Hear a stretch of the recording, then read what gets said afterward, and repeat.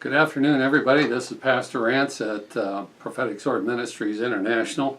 I would like to draw your attention to my blog at lastdaysreview.blogspot.com and ask you to also look up some of the other blogs that I write. There are 5 on a weekly basis, actually, including one in Spanish.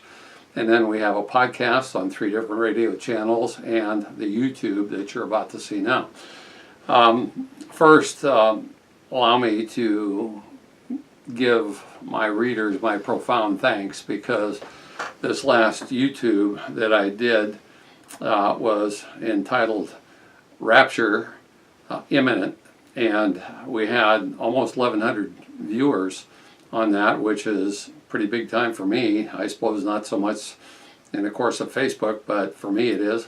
And I really appreciate that, and had an awful lot of questions as well. So this week's article will be titled Imminent Rapture, or I should say, I'm sorry, Rapture Imminent Part 2, My Reasons for Believing in a Pre-Tribulation Rapture. So before we get into that, though, I would like to establish some ground rules so that we're all on the same track here. I'm going to be using my notes for this because it's extensive material today. First of all, there are several theories about the timing of the rapture, and frankly, that's all they are. All of them are just theories. I don't care how many books are written. The Lord is very specific about the fact that we're not going to know the exact time or the date or the hour of the rapture.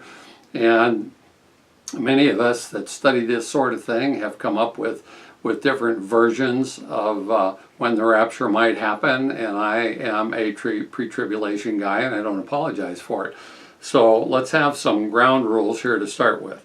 First of all, the 3 most prolific theories are, as the one I am stating, the pre-tribulation rapture, which means that the rapture of the church would happen prior to the 7 years of the book of Revelation beginning. The next one is a mid-tribulation rapture, which means it would happen halfway through the book of Revelation at about the 3.5-year mark. And the last one is the post-tribulation theory, which means that the rapture would happen at exactly the same time that Jesus comes back to earth at his second coming. Now, there are other ones. There are less popular ones out there. It's difficult to follow the reasoning on some of these, but there's a 2 rapture theory. There is a no rapture ever theory. There's a partial rapture theory, and ad infinitum. I mean, it just goes on and on and on. I am a firm believer in a pre-tribulation rapture, and so I'm going to use my time today to tell you about what I do believe in rather than what I don't believe in. But I encourage everyone to look up the scriptures for themselves and study to show yourself approved, as it states in the Bible, and to come up with your own rationale regarding the timing of the rapture. Having said that, this is not a salvation issue, and people should not be arguing about that. It's just not something that makes God happy. I don't believe that we should be calling each other names. I don't think that we should be standing in the shadows and pointing at each other just because we disagree over the timing of the rapture, because in reality, none of us know for sure. So when people ask me how sure I am of a pre-tribulation rapture, this is my answer. I am 99.999% sure that a pre-tribulation rapture is going to occur. Somebody said to me one time, well, you're leaving yourself some wiggle room there, so 0.1% of you doesn't really believe it. Well, no, 100% of me really believes it, but the fact is, I'm not God, and I'm not the Holy Spirit, and they could surprise me, as they could surprise all of us. And so, yes, I'm very sure, based on the scriptures that I see. Another thing I want to advise you of is simply that when you read some of the articles about mid-trib and post-trib, and by the way, I have some very good friends that love the Lord just as much as I do that hold both of those theories, and we don't argue about it. We kid each other somewhat, but we don't argue about it. And but when you read some of the authors, what you will see is a literal plethora of reasons why you should not believe in a pre-tribulation rapture, but there's very little scripture attached to those writings. I'm going to give you lots of scripture, and there's more. I don't have time to give it all to you. So I suggest that you look up these scriptures for yourself, and you know what? If you agree with me, we can be friends. If you don't agree with me, then we can still be friends. We can sit down over a cup of coffee, we can have lunch together, we can be what we are, fellow believers in Jesus Christ. And we do not have to, nor should we, argue over these things, even though we have differing views. So, search the scripture for yourself, and come up with your own ideas. And and by the way, I don't suggest that you formulate your opinion based on anybody else's idea, including mine. I'm only giving you talking points to think about, and then you take it from here and you formulate your own opinion. The second thing is no date setting. Every single attempt by well-meaning people throughout the world has met with total failure. And Jesus said, and I'm going to read this to you, he said clearly in both Matthew 24:36 and Mark 13:32, but of that day and hour no one knows, not even the angels of heaven, but my Father only. It is clear that God has not told us everything that there is to know. But I'll tell you what he has told us. He has told us exactly what he wants for us to know. And it's up to us to study that, and he has a lot more answers, I'm sure, that we're going to get once we get there. But in the meantime, the Bible is a complete document, both Old and New Testament. We can depend on it.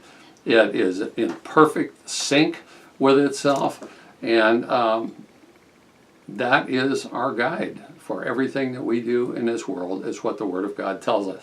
Now, I want to make a note here, okay? The theme of man not knowing the time of his destiny is not a new thing. That goes way back to the time of King Solomon in the 10th century BC. And he put it in a little bit different way, but let me tell you what he said in the book of Ecclesiastes, chapter 9, verse 12. It reiterates this theme. For man does not know his time. And he goes on to say, like fish taken in a cruel net, like birds caught in a snare, so the sons of man are snared in an evil time when it suddenly comes upon them. Now, I guess it is up to each of us to determine whether or not we live in an evil time. I certainly think so, and things are getting worse throughout the world. And do I think that the rapture could be right around the corner? Yes, I do. Do I think it could happen in 2018? Maybe. Do I think it could happen in the next 3 seconds? Yes, most certainly I do. And so we just don't know. And one of the questions that is most asked to people like me is, when is the Lord coming? When is the rapture of the church? After all, we're all believers, we're all followers of Christ, and we're all anxious, or at least we should be, to see the face of our King. Can you imagine what that will be like to probably, I can't even imagine we'll be standing or even kneeling, probably throwing our on our faces before the Lord and throwing our crowns, whatever crown he gives us, at his feet in gratitude that we are there. Somebody asked me one time that we're talking about the Lord stating that he goes to prepare a place for us. In some versions of the Bible it says he prepares mansions for us. And my comment was, as long as I get there, I don't care if I'm living in a tent in the North 40, I want to be there with my King for all of eternity. And that's what counts to me. All right. So regarding the rapture, there are quite a few scriptures involved. But of course, mankind being what we are, all kinds of interpretations can be attached by different people to the very same scriptures. And that's where we come into conflict, because we have a tendency to argue over these things, and we shouldn't. It's okay with me if you agree with me. It's okay with me if you disagree with me. I am only presenting to you what I have studied and what I believe. And then up to that, it's up to you. Now, while I proceed, please know that I am a biblical literalist. And what that means is I believe in teaching what the Bible says. I do not believe in teaching what the Bible does not say. Yes, Jesus taught in parables to demonstrate biblical issues and points. And I've done that myself in my own churches, and it works very well. But that is very different. Teaching in parables is very different than reading the Bible from an allegorical viewpoint. To allegorize the Bible is to attempt to attach to scriptures whatever meaning that the reader may want to attach to it. It's not taking a literal view of the Bible. To summarize, I believe that God meant exactly what he said, and he said exactly what he meant. There are no mysteries there. We just have to keep digging and figure out exactly what the Lord is talking about in specific circumstances, and in most cases it's pretty clear. So, why do I believe in a pre-tribulation rapture? I'm going to give you a number of things in bullet point presentations with some explanations. Okay, number one, in the last book of the Bible, in the book of Revelation, Jesus clearly reiterates earlier biblical doctrine in which he establishes himself as the head of the church. In chapter 1, verse 6, I believe, I'll have to look that up, I left it off my notes, Jesus tells us that he is also God. He says, I am the Alpha and the Omega, the beginning and the end, who is and who was and who is to come, the Almighty. Remember that. Jesus is saying he is the Almighty. He is also God. Then in verse 11, Jesus speaking by the way, to the apostle John, who was chosen while a prisoner of the Romans on the island of Patmos. John was chosen to write down the end times prophecy of Revelation.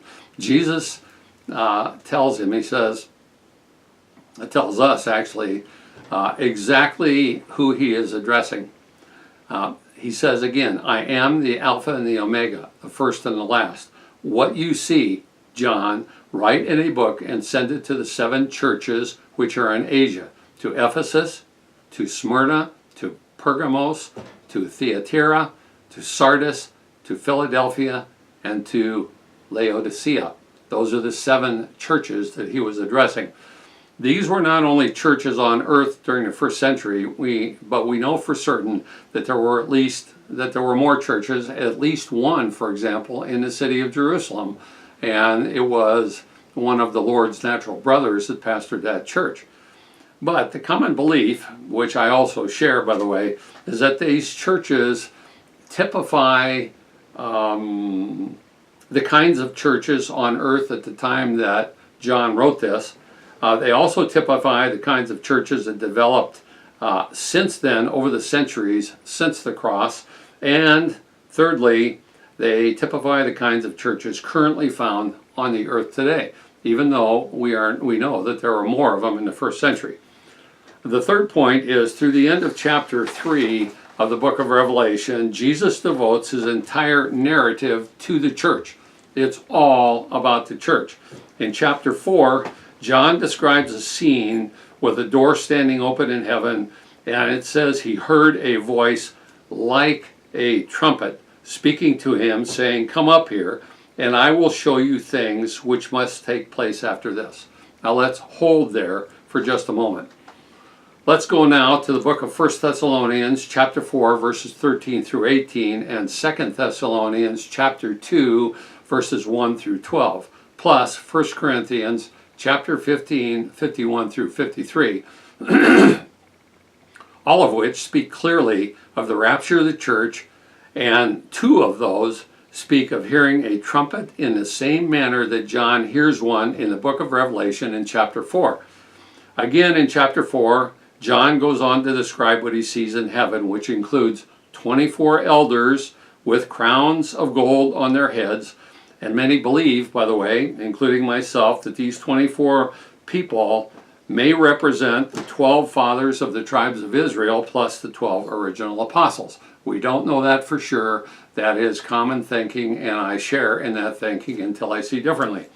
Once again, we will not know for certain until we ourselves are there, and but that theory does seem plausible to me.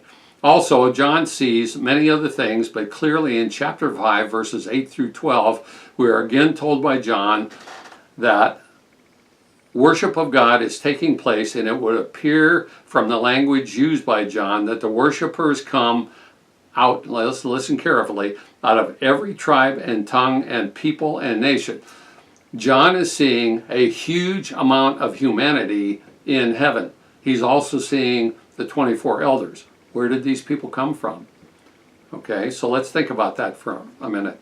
Okay, he says that these people who come out of every tongue and people and nation have been made kings and priests to our God. Verse 11 establishes the combined numbers of the angels and living creatures and elders and other beings, which I believe is the church, who are worshiping around the throne of God. And it says this, and the number of them was 10,000 times 10,000 and thousands and thousands.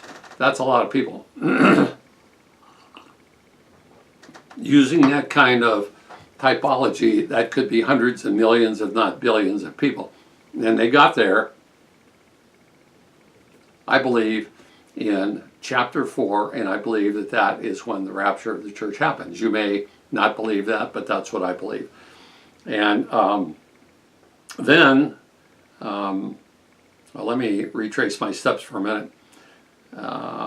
If the rapture of the church does happen in Revelation chapter 4, then the heavenly scene takes us through chapter 5, in which the Lamb of God, who is Jesus Christ, then takes the scroll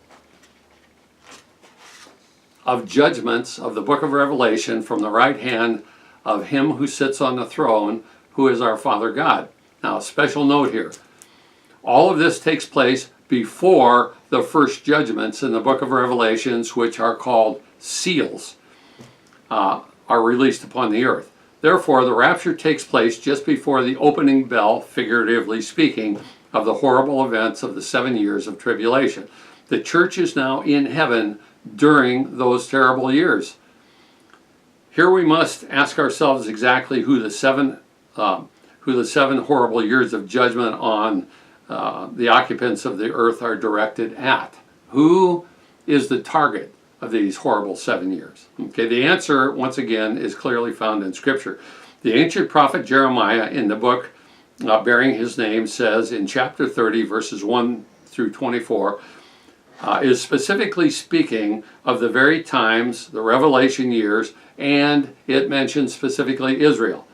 I will not quote all of it because it's pretty long, but here are a few of the highlights. In verse 3 it says, "For behold, the days are coming, says the Lord, that I will bring back the captivity of my people Israel and Judah, says the Lord. And I will cause them to return to the land that I gave to their fathers, and they shall possess it." That process, folks, is happening right now, has been for about the last 100 years or more, and is still happening today, and it is chronicled in Ezekiel chapter 37, which is the dry bones prophecy. We are literally watching prophecy take place before our eyes, and a lot of the people in the church don't know it. Then in verse 7, we see exactly who the final years of Revelation are intended for. Now listen carefully to this, because the church has nothing to do with this. He says, "Alas, for that day is great, so that none is like it, and it is the time of Jacob's trouble, but he shall be saved out of it." So who was Jacob? Just a little bit of a reminder. Father Abraham had a son by the name of Isaac, who had a son by the name of Jacob. Jacob's name was changed by God to Israel, and he became the progenitor of all of the fathers of the 12 tribes of Israel. So when we're talking about here, it's the time of Jacob's trouble, we are talking about it is the time of trouble for Jacob and his get, and for all of Israel. This time in the book of Revelation is intended to bring God's chosen people back into covenant relationship with God, and has absolutely nothing to do with the true members of the church whose sins have already been atoned for. Please remember that the sins of every single true believer of the church was atoned for by the Lamb of God himself, Jesus Christ, on the cross of Calvary. It's a done deal. It's already happened. That includes all who sincerely repented for their sins and placed their faith in Jesus Christ. Remember the old bumper sticker? Many of you, if you're my age or a little bit younger, may remember this. The one that said, Christians are not perfect, but they are forgiven. Well, that's a keynote for all of us, because we're not perfect. We're made perfect through Jesus Christ. And He is the perfect individual, and He is our first fruits. Now further, in 2 Corinthians chapter 5, verses 20 through 21, God is speaking here through the Apostle Paul. We as believers are given two very special titles on this earth. I want to clarify here. Not that we as individuals deserve these titles, but nonetheless it is God who has given it to us.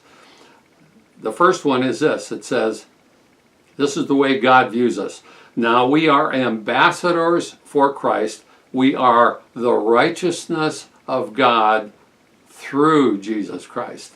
Our righteousness proceeds through the offering that He gave of His own blood and His own life on the cross of Calvary, not through anything that we've done of our own. And yet we are called ambassadors because it is up to us to go into the world, according to Matthew chapter 28, verses 18 through 20, what we call the Great Commission. And we are to preach the gospel, and we are to teach people those things which God commanded. And we are to baptize them, by the way, in the name of the Father, and in the name of the Son, and in the name of the Holy Ghost. The Great Commission. For those who think it would not be fair, and this, I hear this all the time. For those who think it would not be fair for prior generations of believers who had to die natural deaths for the church to escape the tribulation years, let's not forget that an argument of that nature falls flat on the face of the fact that both Enoch and Elijah were raptured without seeing a natural death. This has happened before. This is not a new concept. A precedent has been set for the rapture, and it was God who did this. What may not seem fair to us doesn't make much difference, because the Bible very clearly tells us that His ways are higher than our ways, and His thoughts higher than our thoughts. And if He has chosen to rapture one complete generation of believers, He is God, and He has the right to do that, regardless of whether or not it happens pre, mid, or post. Another extremely salient point in favor of a pre-tribulation rapture is that nowhere in the entire book of Revelation, after chapter 5, is the church, now listen carefully, it is never ever mentioned again. Not one time. The church is not mentioned during the book of Revelation until, here's the big until the introduction of the bride of Christ, who is the church, in chapter 19, verse 7. Remember, there's only 22 chapters in the book of Revelation. In chapter 19, verse 7, we have a glimpse of the bride of Christ. And this exactly precedes the scriptures describing the second coming of Christ. So I normally stick strictly to scripture, but today I want to talk to you in plain old common sense. Let's just think about this for a minute. Let's paint a word picture, shall we? Jesus came to pay for the sins of all mankind who will repent and place their faith in Him. We all know that. We can agree on that. He intentionally allowed Himself to be tortured, to be beaten, to be spit upon, to be stabbed with a sword and nailed to a cross to save His future bride, the church, from having to endure unspeakable torture in everlasting hell. He did that. And anybody on this earth, I don't care what color, what creed, what culture they come from, whether they are Jew or Gentile, have the opportunity to accept Him as Lord and spend eternity with Him. All right? He did that because He loved us beyond all else. Is everybody following me so far? Jesus did that for His bride. But now, let's ask ourselves a question. From what we know about Christ in Scripture, okay, does this make sense to you?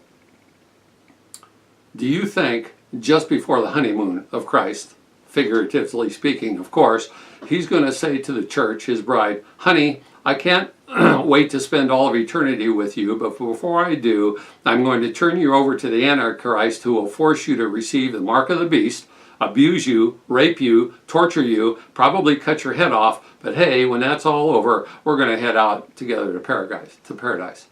Does that, even in common sense, make sense to you? No, it doesn't. That's not a picture of the Christ that I know. So, let's take a look at some other scripture here.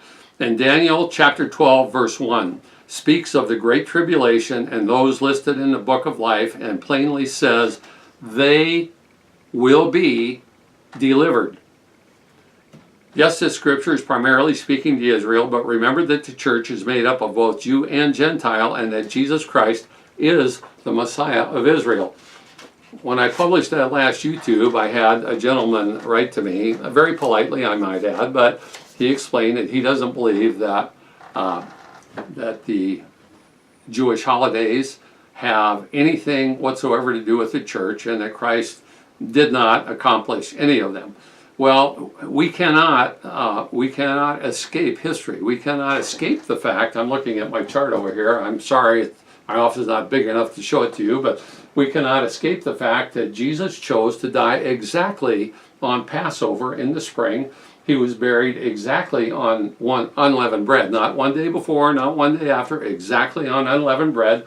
And he was risen from the grave. He was resurrected by the power of God exactly on first fruits. And then 50 days later came the coming of the Holy Spirit to the church in Acts chapter 2. Now, there was a 40-day period of time between the resurrection of Christ and the time that he ascended to heaven, and that's listed in the book of Acts also. And there were two angels standing there that said, men of Galilee, why are you looking up into heaven? Because, and I'm paraphrasing here, because this man Jesus, who you just saw drawn up into the clouds, is going to come back in like fashion exactly the way he went.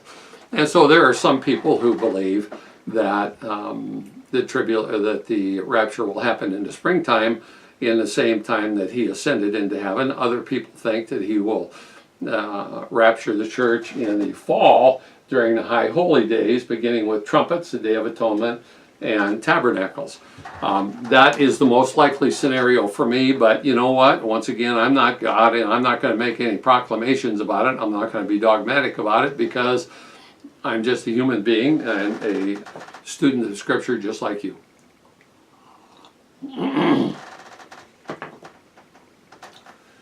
Revelation chapter 11, verses 15 through 19, speaks of that time as God's wrath. That is a time of wrath. That's where we get that term.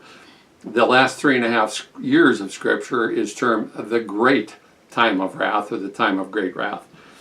Jesus himself says in Luke chapter 21, verse 36, "Watch therefore and pray always, that you may be counted worthy to escape all these things that shall come to pass, and to stand before the Son of God." So how do you make yourself worthy? Well, that's very simple. According to Romans, you repent for your sins, and you accept Jesus Christ as Lord. You believe in your heart, you confess with your mouth that Jesus is Lord and that God raised him from the dead, and you will be saved. That's not an if, and, or but. It is a shall. It is something that will take place. Excuse me.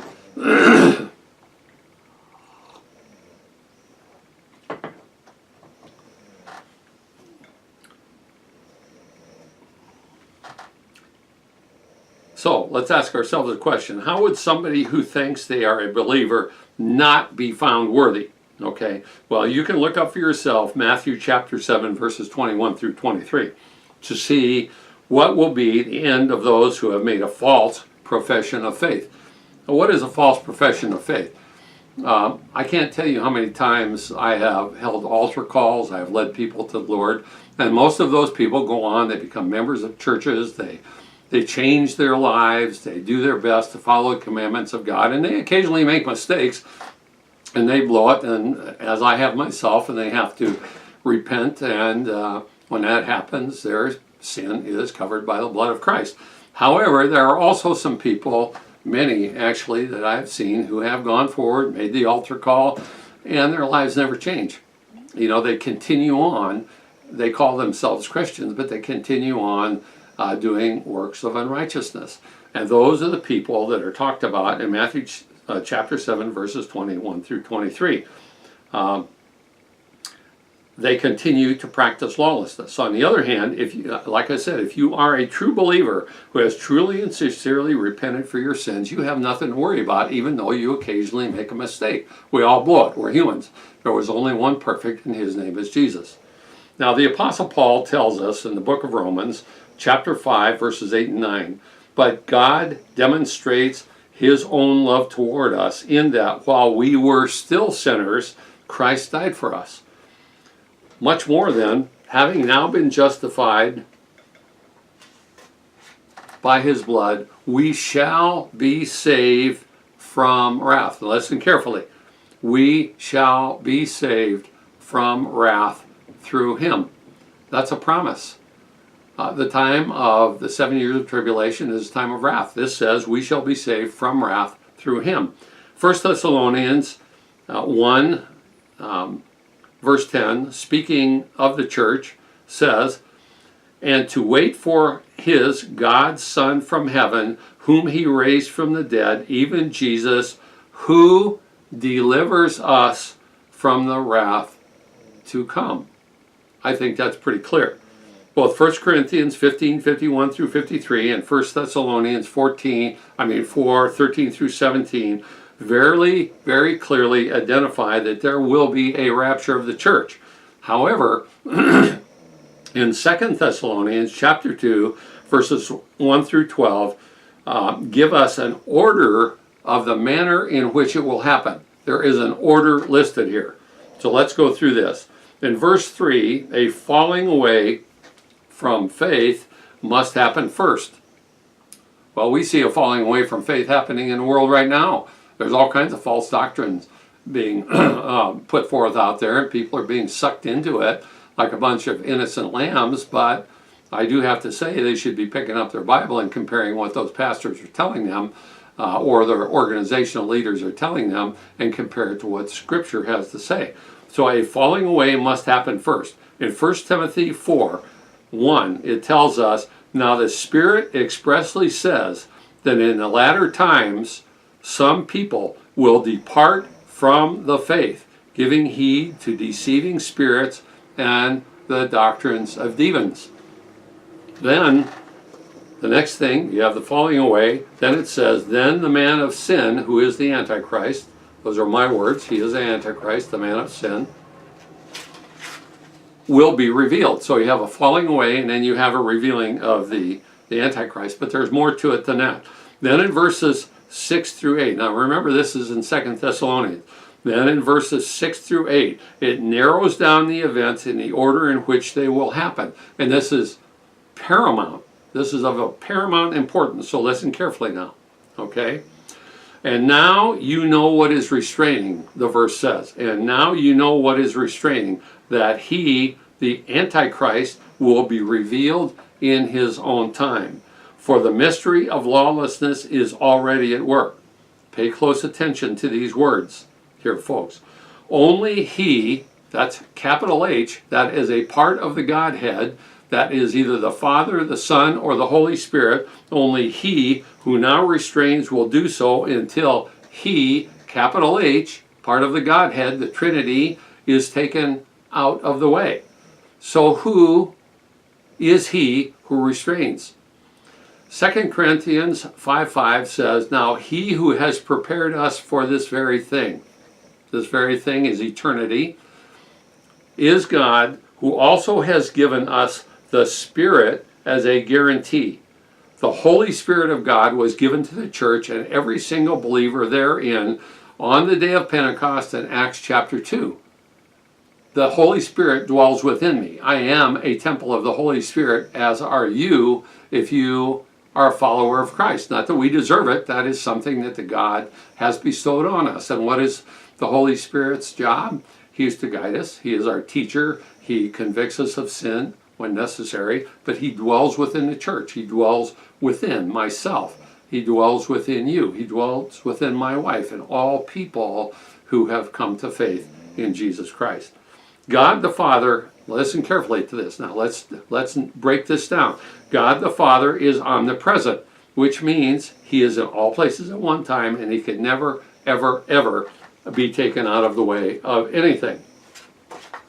Jesus, the Son, was taken out of the way temporarily after his death and resurrection from the grave and his ascension into heaven, and sits at the right hand of the Father until he comes back for his bride. Acts chapter 1, verse 11.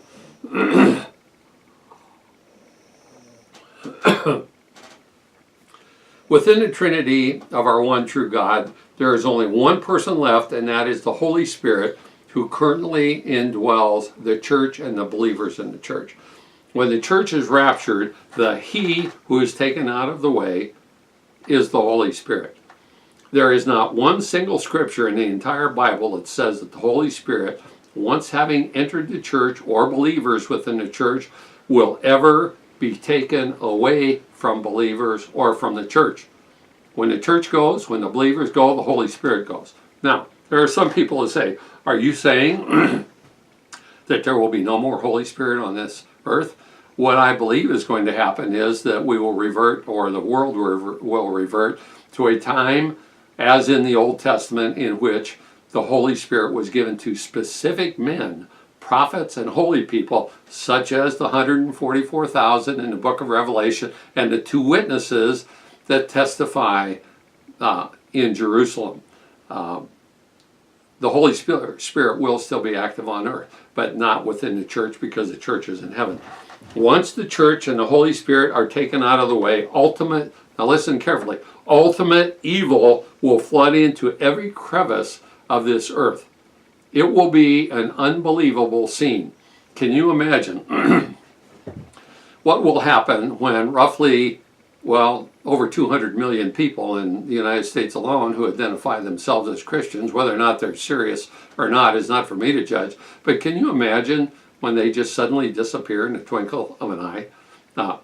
Judges, Supreme Court members, members of the Joint Chiefs of Staff, maybe a president, a vice president, congressmen, senators, teachers, lawyers, airline pilots while they're flying their airplanes, policemen, firefighters, from every walk and stripe of life, from every single culture and denomination, and from every single color of the rainbow, just suddenly disappear, including their children.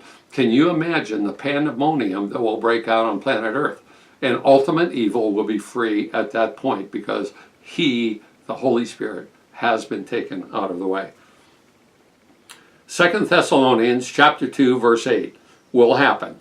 And then the lawless one will be revealed, who the Lord will consume with the breath of his mouth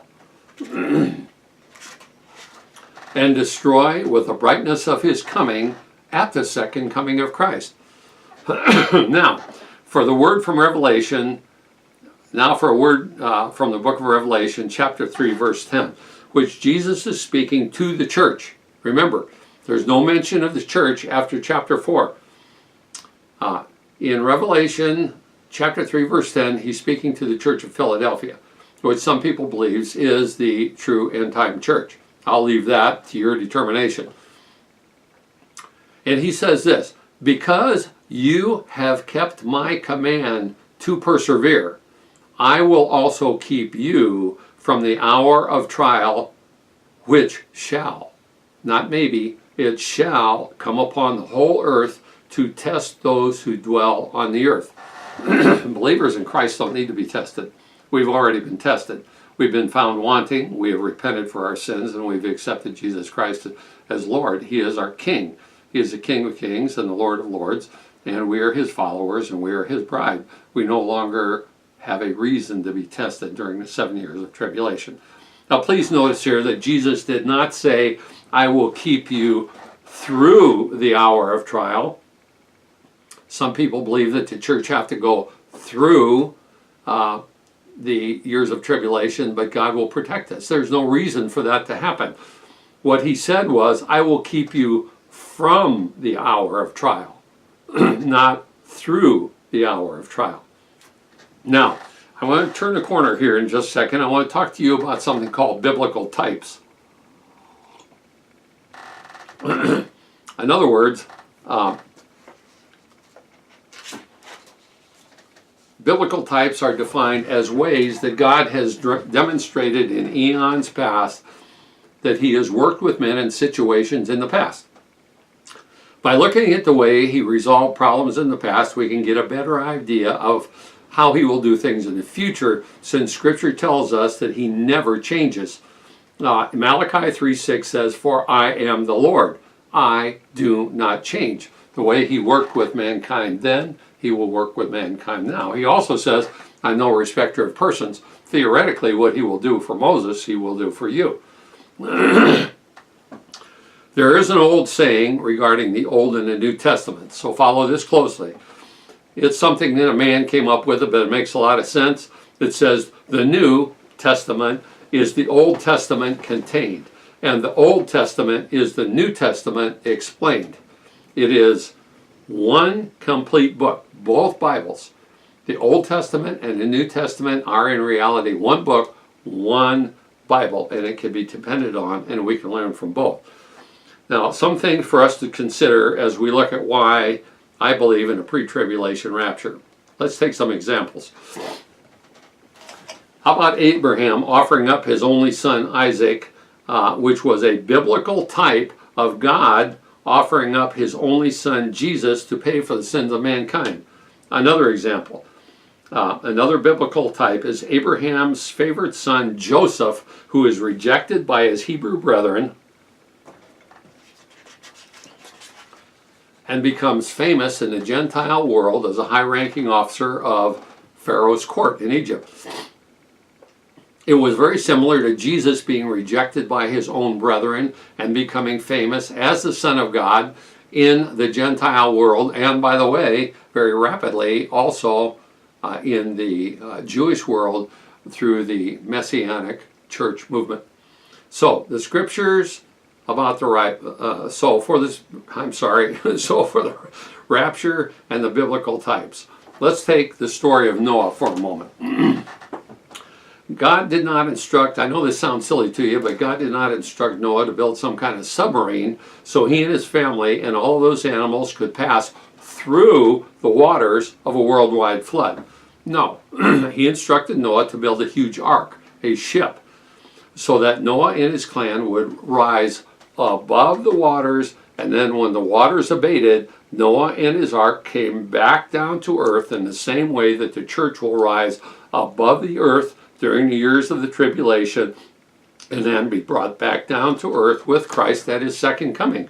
Noah did not go through that tribulation, he rose above it. He didn't get his pinkies wet, he didn't get his toes wet, he rose above the flooded waters. A second thing to consider. Let's talk about the story of Enoch in Genesis chapter 5. Enoch was a man of God. Enoch walked with God. And God took him without Enoch having to pass through a natural death, and that was before the flood of Noah that killed everyone on earth except for one righteous man, Noah, and his family. By the way, and this is interesting, nobody knows this for sure, of course, but there are mathematicians on the earth who estimate that there could have been as many as 1.5 billion people on the earth at the time of Noah's flood. I don't know where they get those numbers, but it's something interesting to speculate on. A third thing to consider is Lot, the nephew of Abraham, in Genesis chapter 19. God told Abraham that he would not destroy Sodom. You remember the story of Sodom and Gomorrah and how evil they were? Well, God told Abraham that he would not destroy Sodom for its sins as long as there was found one righteous man living there. Remember that the term righteousness of God is applied by God to all people who have placed their faith in Christ. There were some angels that visited Lot at his home, and he told them that they could not destroy Sodom as long as he was still there. Well, Lot was a little bit slow in the uptake. I don't know what he was doing, packing his bag, whatever he was doing. But the angels told him again, you've got to get out of here. And they actually picked him up and they took him out of there, and then and only then were they able to destroy Sodom. He was literally plucked out of judgment, of Sodom before judgment came. The great 7 years of tribulation cannot begin as long as one righteous man or woman is on earth, let alone an approximate 2.5 billion believers worldwide in the church today. Now, nobody knows whether or not these people are all serious or not, but the fact is, estimates say that there are 2.5 billion believers. And judgment on this earth in the book of Revelation is not going to stop as long as those people are on this earth. They're not going to start, rather. Now, let's consider the harlot Rahab in Joshua chapter 2. She exercised faith in God, and she helped the Hebrew spies, and then she placed her faith in the God of the Hebrews, Jehovah, he was called at that particular moment. And even though she was a sinner and a Gentile, remember, she was a prostitute. She was a sinner and a Gentile. She was told to place a scarlet thread in her window so that when the city was attacked, she, and I might add, her entire family, would be spared by the Israeli soldiers. That scarlet thread is a symbol of Christ's shed blood on the cross of Calvary. It is similar to the blood that the Hebrews placed upon their doorposts and lintels so that they would be spared the death of all the firstborn in Egypt, as seen in Exodus chapter 12. Rahab and her family were brought out of Jericho before the city was destroyed by fire. Another biblical example. Now let's think of Elijah the prophet in 2 Kings chapter 2, verse 11. The prophet was a righteous man before God, and so he was taken up into heaven again without going through natural death in a like manner to Enoch. There are examples. Now let's turn our attention to the ancient sinning, big-time sinning city of Nineveh. This place was so big it took days to walk across it. God spoke to the prophet Jonah, who, as you know, got swallowed by a big fish because he didn't obey God at first. The second time God spoke to the prophet Jonah and instructed him to go into the city of Nineveh and tell them that they would be destroyed in 40 days if they did not repent. God was going to destroy Nineveh and all of the people in it in 40 days. They had a choice to make. They listened to the prophet.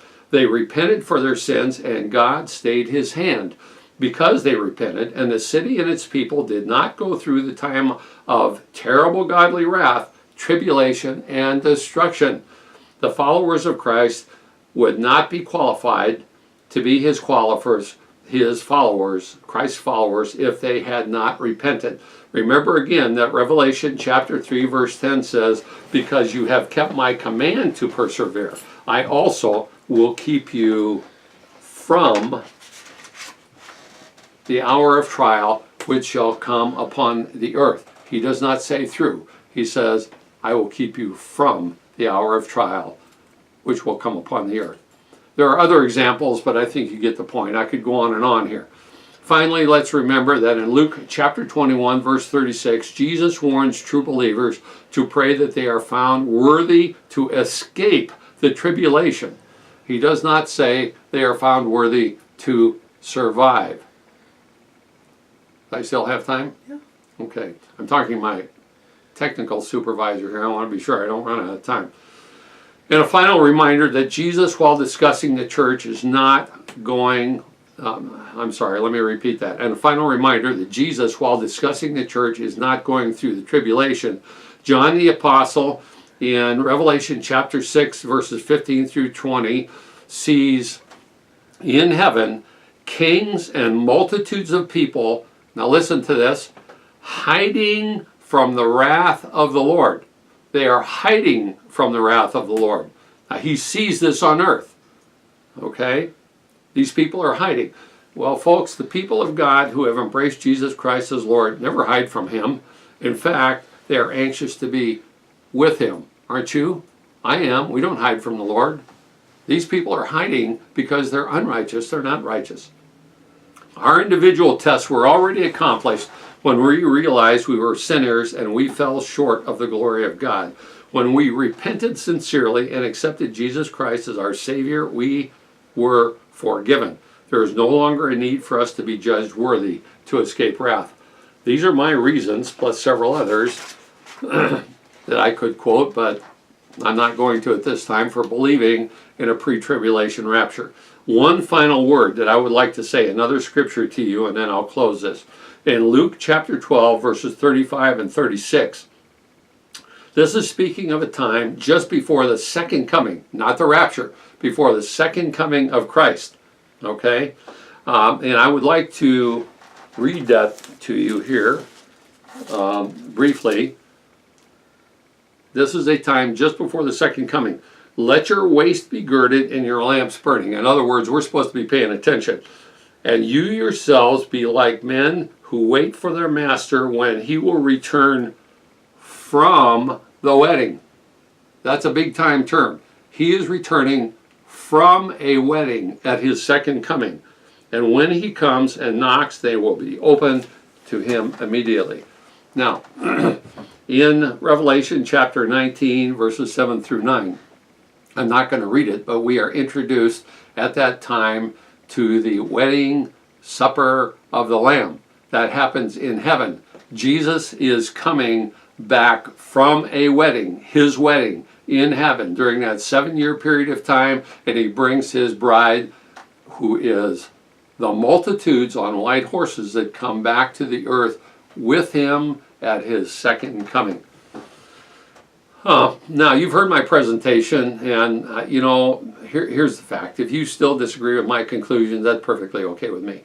To repeat, the timing of the rapture should never, ever be a source of contention between believers, because it is simply not a salvation issue. It's interesting coffee klatch fodder, but none of us is going to know for sure until it happens. So with that, folks, I could give you a lot more scripture, but I think that'll do it for today. This is Pastor Rance signing off for Prophetic Ministries, Sword Ministries, and I would like, again, to call your attention to lastdaysreview.blogspot.com, and I'll be doing a lot more interesting teaching in the future. Thank you for joining in. God bless you. Bye.